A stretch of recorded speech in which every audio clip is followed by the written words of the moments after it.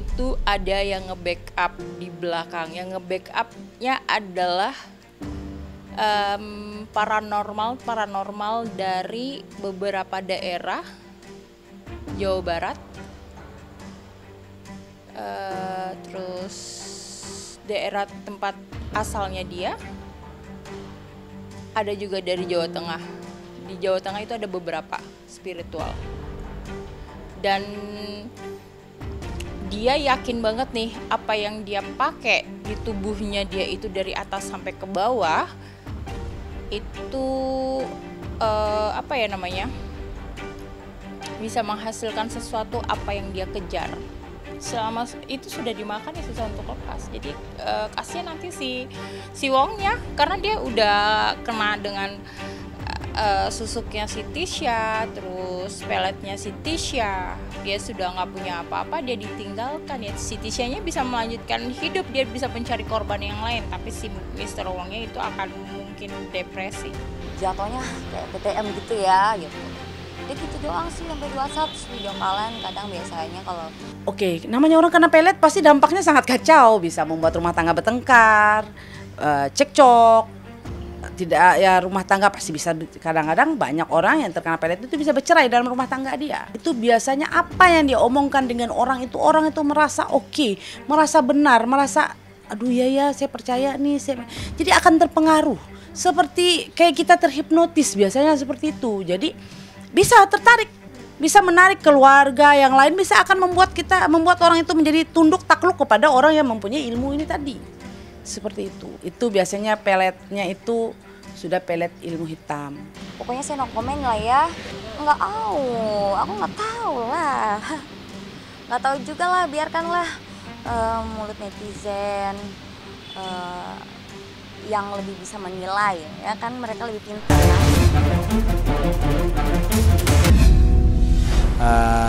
Sebagaimana yang kita saksikan ya seperti itu benar keadaannya. Baik, yang saya ketahui bahwasanya wafatnya almarhum ini itu tiba-tiba atau dadakan, di mana beliau juga setelah sholat subuh masih mengimami sholat subuh dengan jamaahnya. Kemudian juga jam 6 juga masih sempat ngobrol-ngobrol dengan muridnya. Yang nggak lama seperti itu tiba-tiba sakit dan tidak ada yang dirasakan, ya Allah ambil nyawanya. Perasaan saya ya, namanya kita sebagai jamaah yang emang dari pertama awal mula kita lihat dia dari di Majlis Al Irfan masih sampai ke Nurul Mustafa dari zaman saya masih remaja ya. Terus saya juga sampai saya punya istri, sampai sekarang saya punya anak ini. Saya bawa mereka ini ke Majlis Nurul Mustafa ini benar-benar karena kita cinta dengan sholawat dan dengan figur seorang Habib Hasan bin Ja'far Marsegab ini. Oleh karena itu saya sangat terpukul sekali, Mbak.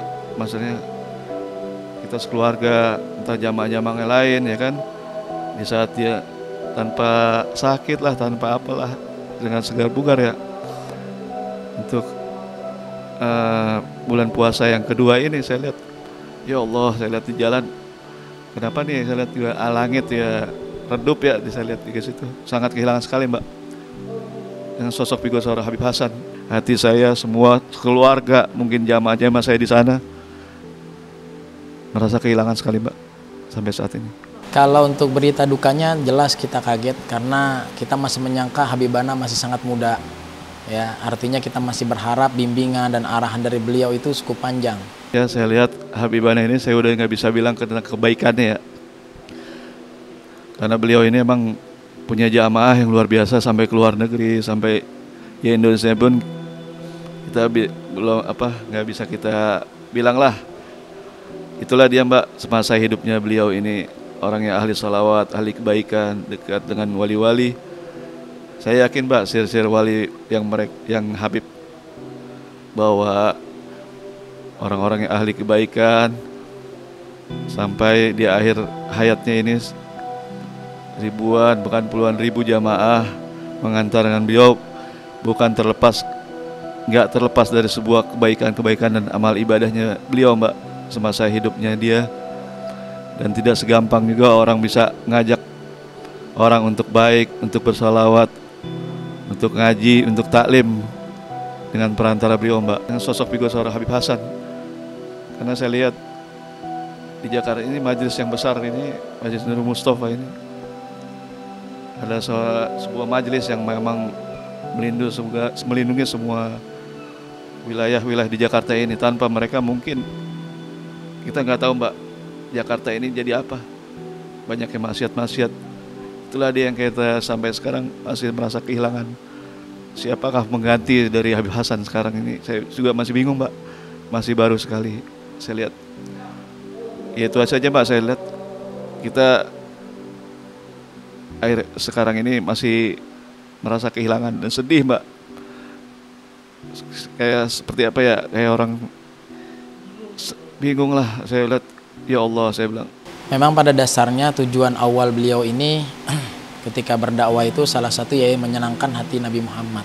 Itu aja sih. Jadi beliau dari kota Bogor kemudian berdakwah dari nggak punya apa-apa. Kemudian dia bangun pesantren, dia bangun masjid, dia bangun majlis taklim. Awal majlis taklim, kemudian masjid, kemudian baru pesantren.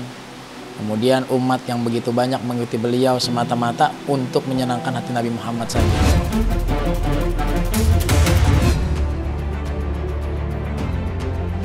Sebenarnya terdahulu saya sudah menyampaikan saya tidak berkeinginan sebenarnya masalah ini masuk ke ranah umum. Tapi nampaknya hubungan kedua belah pihak ini semakin memanas. Akhirnya menyangkut hal-hal yang substantif, yang sensitif kepada harkat martabat daripada seseorang, khususnya klien saya Dasari. Laporan terdahulu sudah kita lakukan ke Barreskrim, itu sedang dianalisis. Di dalam proses perkembangan dan perjalanannya ini muncul lagi hal yang baru. Dan hal yang baru ini sebenarnya betul-betul sangat-sangat betul menohok kepada bukan harkat lagi, sudah fitnah, hina, dan sudah menjatuhkan martabat seseorang yang harus dicermati oleh penyidik Polri. Jadi Polri juga harus betul-betul mengambil langkah-langkah hukum ini dengan keadilan kepada semua pihak. Dia sudah menyebutkan hal-hal yang sangat sensitif. Substansi yang terdahulu ditambah dengan ini sudah betul-betul telat. Sudah fitnah, pencemaran nama baik, menyangkut harkat martabat seseorang, sudah betul-betul disamber oleh namanya Dewi Persik. Harga diri saya sudah diinjak-injak sama perempuan itu.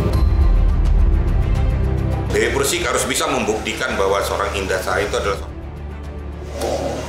konotasi lo apa? Berarti kan identik dengan jual dirinya untuk mendapatkan keuntungan, yaitu rupiah. Ini bisa dia buktikan nggak? Kalau enggak, ini sudah fitnah, ini sudah masuk ke ranah tentang substansi yang kamu sebutkan. Ini telat. Dan harus bisa kamu buktikan nanti di mata hukum benar nggak? Benar nggak? Di mana dia? Kepada siapa dia? Kamu buktikan nanti. Kepada siapa? Buktikan. Ini harkat martabat loh. Jangan sembarangan untuk bicara. Jangan lepas-lepas karena emosi, lepas semuanya. Emosi boleh saja, tapi harus terukur. Kita punya etika, punya sopan santun, kita berbudaya. Bahasa itu harus ditata dengan baik. Kalau Anda menyebutkan orang menjual, apalagi mengatakan dan lain sebagainya, buktikan nanti nih. Ini semua ini sudah menyangkut harkat martabat. Kalau kamu nggak bisa buktikan, berarti kamu fitnah. Dalam hal ini saya sedang analisis dengan ahli bahasa. Saya angkat ke permukaan, mudah-mudahan minggu depan dapat jawabannya. Saya bikin IP nanti. Nanti ketika Anda jatuh baru menyesal dengan apa yang Anda ucapkan. Kan sudah pernah terjadi terhadap Anda kan. Kenapa harus diulangi lagi? Saya kalau marah sama orang, saya serang orangnya. Bukan saya di media.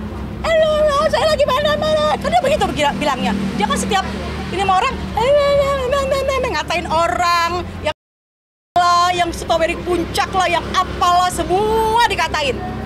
Udah cukup. Jaga di mulut. Jaga mulut. Jadi jangan seperti itu. Jadi tujuan saya baik, ternyata kamu tanggapi malah jadi kontraproduktif. Bahkan sudah mulai nyamber saya.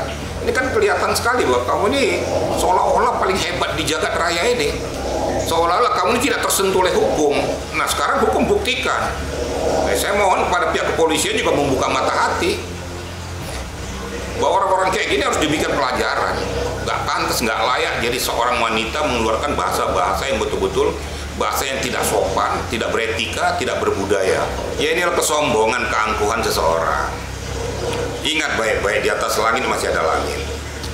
Tujuan saya awal, saya keluarkan somasi, saya minta dengan baik-baik supaya berdamai, saling memaafkan, smooth semuanya, berjalan dengan baik, kalian kembali kepada profesi masing-masing. Gak usah merasa diri paling tinggi, bahwa di mata Tuhan tuh sama aja semua. Jadi jangan merasa sombong. Suatu ketika Anda juga akan jatuh dengan kesombongan. Gak boleh begitu. Itu kan merasa artis besar. Sombongnya ini perlu dikasih pelajaran kayak gitu. Jangan sombong lo Dewi Persik ya.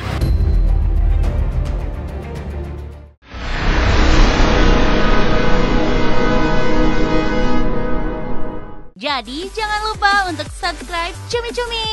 Ditekan ya tombol lonceng merahnya.